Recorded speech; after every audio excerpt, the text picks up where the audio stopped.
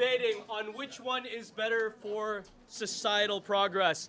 Is it being selfish or is it being selfless? If you think that what has made society more comfortable and more progressive is being selfless, you agree with these guys over here. You're going to want to put your X on your initial opinion somewhere on the left-hand side, depending on how extreme you feel. 3 being the most extreme.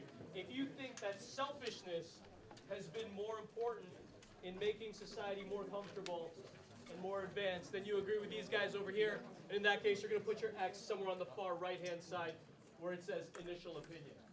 Now, as you watch each speaker make their case, you are going to move down a row and you're going to move your X down. Grab any empty seat. For every speaker, you are going to give your opinion. Sometimes your opinion will move, sometimes it will not. At the very end of the debate, you're going to have a series of X's in each row, letting us know what your opinion is after each speaker. And at the very end, you will turn these rubrics in, and it will affect the grade that the speakers receive. These are the 2 teams.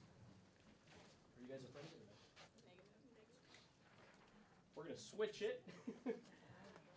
The blue is actually on this side over here. They're the negative side. And the red side, the consequence side, not it. My mistake. Let me fix that.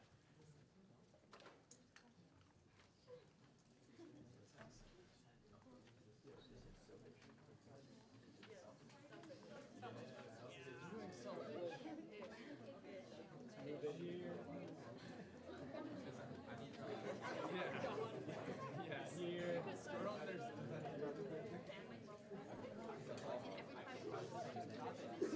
Yeah, you guys are selfless? Or selfish? Oh, yeah.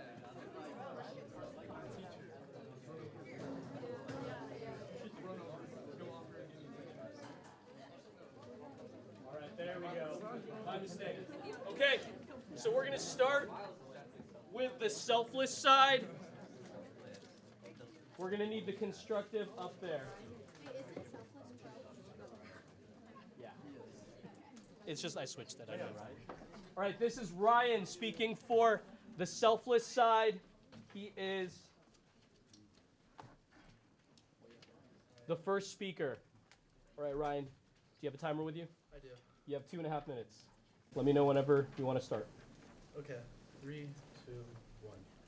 First off, I'd like to mention that the opposing side was handing out candy to the audience and is essentially trying to bribe you. This just shows that they're not confident in their arguments. Imagine you're sitting on a couch in front of a warm fireplace watching your favorite show. Maybe you're eating your favorite snack. Having this leisure time, watching your show on a 292-inch screen with a yummy snack that just came out of a microwave. It seems pretty comfortable. What we see as comfortable makes us happier and improves our lives. All of these specific comforts in the situation I explained were invented by people, whether it was a creation based on accident or intentional choice. Personally, I think the comfort of life would be something beyond the necessities of survival. Selflessness is the ultimate driving force to further societal progress. Say you have a job. I'm sure at least a few of you do. Or at least have friends who have jobs. I have a job, and one of the main reasons people or me get jobs is because we want or need jobs. I have a job, and many people get jobs to help others though, usually to help provide. America is a capitalist country made of competition and consumers. The majority of the population is consumers of products and services. When we hear money, we think of Jeff Bezos, Mark Zuckerberg, Elon Musk, and Steve Jobs. All of those extremely rich people who have tons of wealth are investing in their personal wealth. And these people are seen usually as gaining selfish wealth. The people who work under them, not gaining all that wealth, are the majority. Families are good, and simple example of selflessness. What connects a family? Bonds through selfless acts and love. Love is a completely selfless force. Love, in a way, is surrendering your emotions and being vulnerable to the other person. Of course, there are different types of love. Parents spend their time and money taking care of children they love without expecting anything in return. And children rely on their parents and guardians, most of the time placed in trust. Love and trust cannot be placed into a degree of selfishness. Being happy, having a loving family and friends, and having peace is the driving force for many. The motivations we look towards, money, love, trust, and family, are the reasons we progress. The positive motivations of individuals drive positive invention and progress in our society. Love and trust motivate everything. Looking at how Time. Thank you.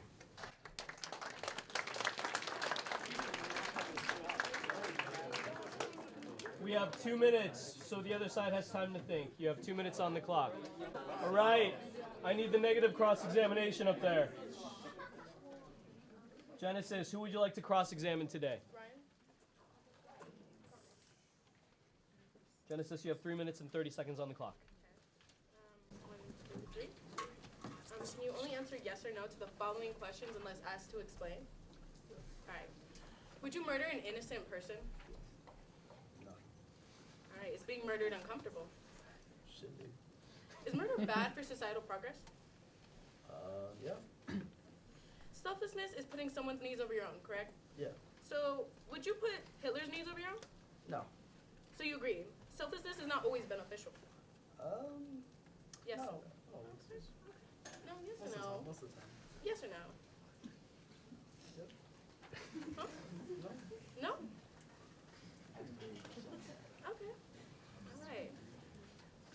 So you agree selflessness is harmful to societal progress because murder is bad for societal progress, and you could be selfless by helping murderers. I'm sorry, can you repeat that? Yeah. So you agree that selflessness can harm societal progress because murder is bad for societal progress, and you could be selfless by helping a murderer. Okay. Have you ever won something? Yeah. Okay. Do you know that feeling of wanting to win? Yeah. All right. Did you work hard to win? Yeah. Even though other people wanted to win, you also wanted to win, so you tried hard to win. Yeah. Okay. So do you agree wanting to win is selfish then? Is your life being threatened uncomfortable? Yeah. Should be. Would you want to prevent your life from being taken? Yes. If you could, would you make a rule to protect yourself from being murdered? Wait, might make a rule? Yeah, if you could make a rule to protect yourself from being murdered, would you? No.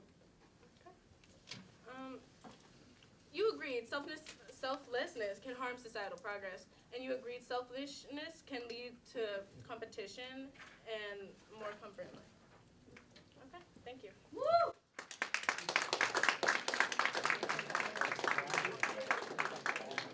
Negative side, you have a minute to regroup before your next speaker. Relevant negative connotation that comes with the word selfish. You see, before you entered the debate, you might have associated the word with being inconsiderate. You might have considered it being rude, but our team considers it survival and growth. Remember, we're debating the most extremes of both sides. So take, for example, you're starving, but you just happen to run into some food and someone else asked for it. This person could literally be anyone you think of. But in order to be completely selfless, according to the other team's definition, you must give them the food. Anyone. But let's run through a hypothetical and say you decided to keep your food because you don't want to starve. You don't want to starve, so you kept your food.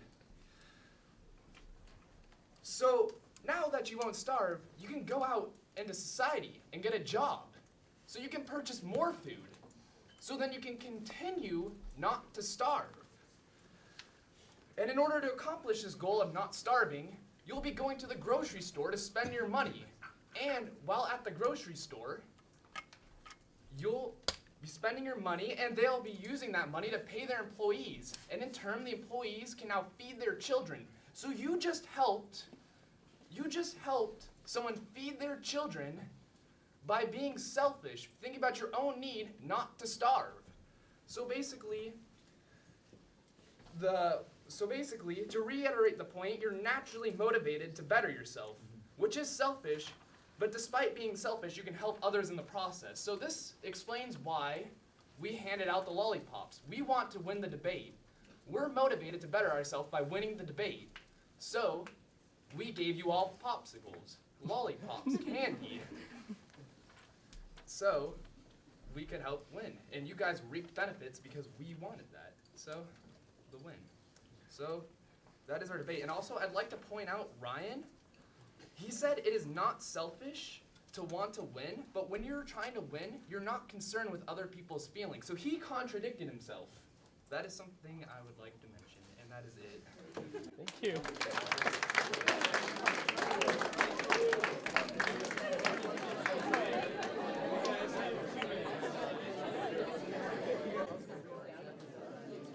All right, Tara, who would you like to cross-examine today? All right, ladies and gentlemen, this is the affirmative cross-examination. Tara will be cross-examining Genesis. 3:30, Tara. Will you please answer all the following questions with a yes or no unless told otherwise? Yeah. Do you know what volunteering is? Yes. Do you do any volunteering? Yes. You know that people volunteer at places like soup kitchens, shelters, or libraries? Yes. Do you get paid for volunteering? No. Does volunteering help the community? Yes.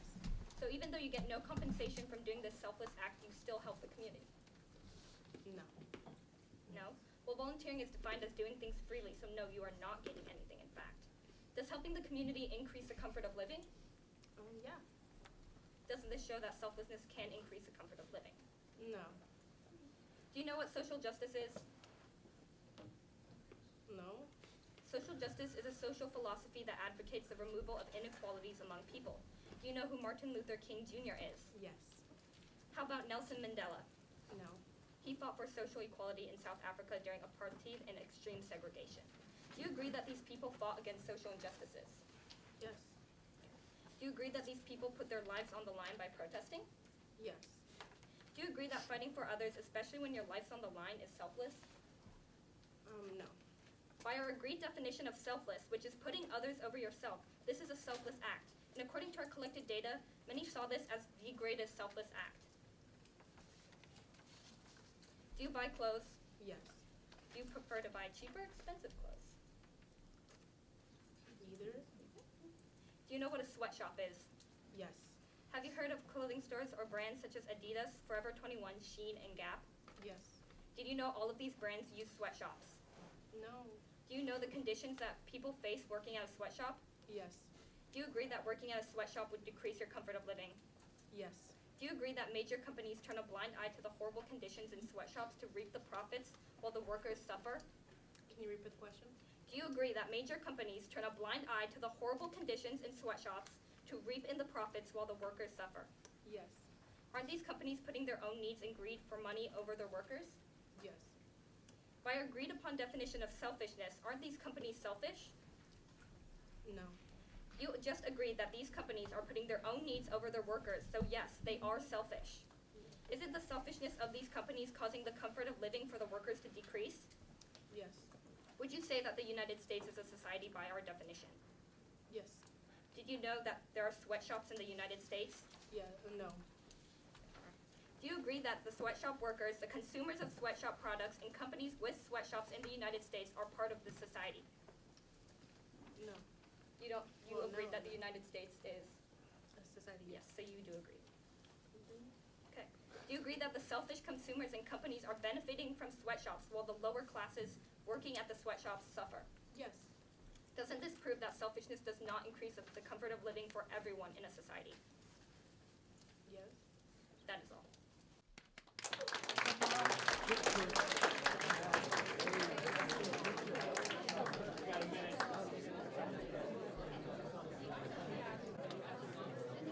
All right, we have our next speaker for the affirmative side, the selfless side. This is Tara, once again with the rebuttal. Tara. All right, Tara, you have 3 minutes on the clock.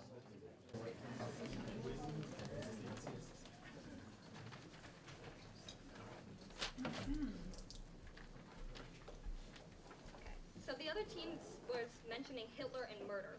And while these things do happen, yes, Hitler was something that happened in the past, and it is still relevant, but also murder is not something very common. Only about 400,000 people die from homicide every year. And if you take into account the population, this is not such a big number. Murder is very sad, but why do murders exist in the first place? They selfishly want to take life from others. Without them being selfish in the first place, we would not have this situation of being selfless and helping a murderer. We also stated in our constructive that the comfort of life is beyond the necessities of living. If you are starving, you are not meeting the basic necessities of living. Plus, this argument is not about how one side benefits the comfort of living. It is about how one side is better for the comfort of living. We are saying that being selfless is better. We are not stating that everyone has to be selfless all the time, that it is just better for the comfort of living to improve. Selfishness might be a powerful motivator, but what it is in the long run is a stupid investment in decomposing idea of society. One individual looking only at the improvement of their own life does not increase the comfort of living and drive our societal progress in the long run. Can you say that you got to where you are without anyone's help? Think about the very beginning of your life. You may not remember this, but who was there to take care of you and raise you, buy you clothes and foods you liked? Your parents. Sure, your parents are required by law to raise you, but if they weren't selfless, then why do they try to comfort you when you are sad, spend time with you, and buy you things you like? Those things aren't required by the law. So without the selflessness of our parents, can you really say you would have made it to where you are today? As a society, people are taught to be selfless, and we instill important morals into young children. People know that selflessness improves the comfort of living, and that is why from a young age, kids are taught how to behave selflessly rather than selfishly. Kids' TV shows or books heavily focus on implementing ideas of selflessness, and in school, the importance of walking around in another's shoes or caring for others is one of the most commonly heard teachings. When newborns are brought into the world, all they understand is what they need, the necessities. By teaching them morals and to be selfless, we can help them grow up and accomplish great things for our society, even after we no longer exist. We also make laws and rules to benefit the future generations. For example, the Future Generations Protection Act is a bill that prohibits large exports of crude oil and releasing large amounts of greenhouse gas. This is an act inherently selfless because it will improve the comfort of living for the future generations, but the current generation will not see the results. These acts, in the end, will improve the comfort of living through the sacrifice and time of the current generation. Without selflessness, we would not have any progress in social justice. Social justice has repeatedly played a large role in improving the comfort of living. When people protest for better treatment, there are many others who protest for the sake of others. They don't gain anything from protesting. In fact, they are in more danger because they make their views known. We need people to selflessly stand up for others, or else the injustices in our society will not be made known to anyone, and the minorities will always suffer from a low comfort of living. Thank you.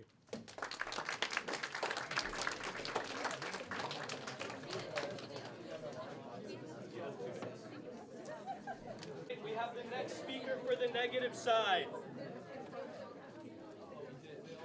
This is the negative rebuttal. Sophia, you have 3 minutes. I would just like to begin with the fact that they misrepresented their own side. They said selflessness does not apply when you don't have basic necessities, but it does by our definition. You are concerned with the needs of others over your own, and that is not our definition. The necessities, that's not part of that. You can't say that. Additionally, they say that you may gain nothing from volunteering, that you gain nothing from helping people. You gain nothing by being part of a protest. Do you really gain nothing? You gain people's view of you. You gain how people perceive you.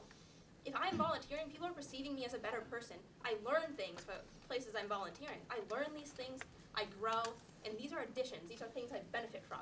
While they're not financial, I still am benefiting from them. It is still in my desire to do this because it is my desire to benefit from this. Additionally, in protesting, while they might be putting themselves at risk, their ultimate desire is to better this community. And if they believe that best way to do that is to put themselves at risk, they will put themselves at risk because that is their desire. They are acting on their desire to better their community. With this, the other team argues the side of sweatshops and how they decrease the comforts of living. And they cited numbers about murder as well, saying they're relatively rare. So I want to talk to you about that. Sweatshops make clothes cheaper. They make clothes more accessible. They also increase the comforts of living. More people will have clothes. Think of Shein, very cheap clothing. More accessible to more people. While these sweatshops do exist, they hurt less people than they benefit, or they may benefit more, who knows? But it's not simply terribly bad. On that, the team also argues that you can argue with your selfless love for another.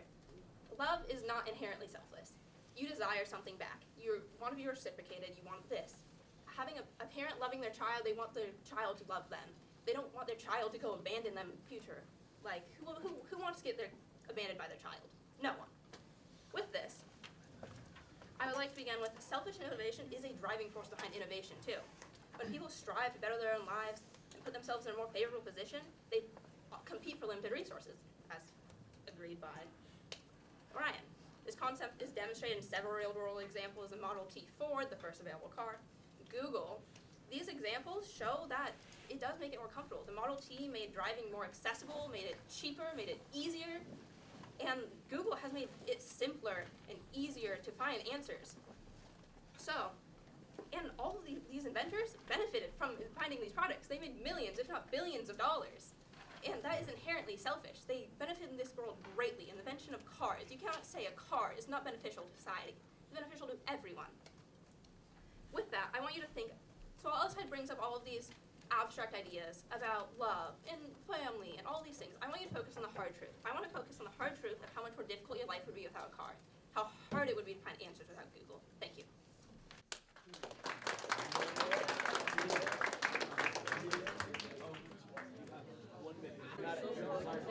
Right, this is the next speaker for the negative side. Dion, you have 3 minutes on the clock. This is the last speaker for the selfish side. Dion, do you have a timer? Whenever you are ready, sir. We are saying that being selfish is not inherently bad. You can do something selfish and by product help other people. For example, imagine you are diagnosed with cancer. So you try your best to find the cure for cancer because you want to live. And by a miracle, you actually end up finding it. Not only are you able to cure yourself now, but you are able to cure millions of other people because you wanted to survive. Just as being selfish is not inherently bad, the same could go with being selfless. Look at Hitler. He was being selfless by helping out his country. He told the people that their problems could be easily taken away if they just followed him.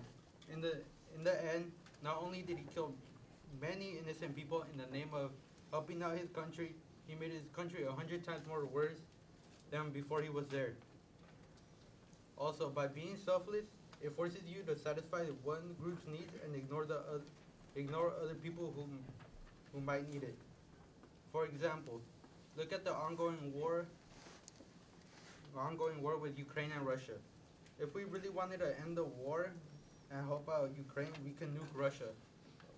Of course, we are helping Ukraine by getting rid of Russia, but what about all the people that live in Russia that did nothing?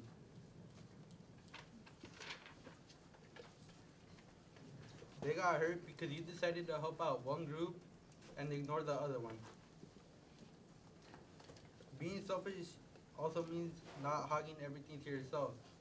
Being selfish means basing your actions on your motivations before others. So if your motivations are to be famous, you will do everything to be famous. Many of you said in our survey that you participate in group projects. Many of you do this not because you want to be selfless, but because you want a good grade. So now imagine if we all helped out Hitler. Imagine we all helped out Ukraine and killed everyone in Russia, even the children who did nothing. Would you want to live in a world like that? Would you want to live in a world where you mean nothing and are forced to give everything you have despite your own terrible conditions? That's it. Thank you.